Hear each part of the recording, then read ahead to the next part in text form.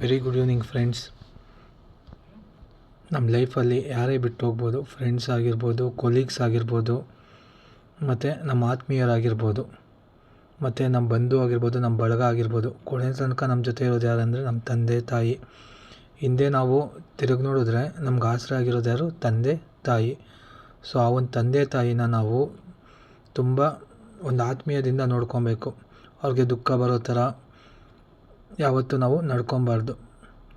ನನ್ನೊಂದು ಸಜೆಷನ್ ಏನಂದರೆ, ನಮಗೆ ಜನ್ಮ ನೀಡಿರೋ ತಂದೆ ತಾಯಿನ ದೇವ್ರ ಥರ ಕಾಣಬೇಕು, ಮತ್ತು ಅವ್ರಿಗೇನೇನು ಆಸೆ ಇದೆಯೋ ಎಲ್ಲ ಈಡೇರಿಸ್ಬೇಕು.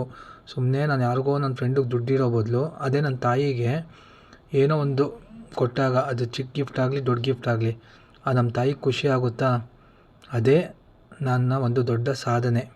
ಏನೋ ನಾನು 100 ಮೈಲಿಗೆ ಹೋಗಿ ಫಾರಿನ್ಗೆ ಹೋಗಿ ಸಾಧನೆ ಮಾಡೋದಲ್ಲ. ನನ್ನ ಎತ್ತಿರೋ ತಂದೆ ತಾಯಿನ ನೋಡ್ಕೊಳ್ಳೋದೇ ನನ್ನ ಒಂದು ಸಾಧನೆ. Thank you friends.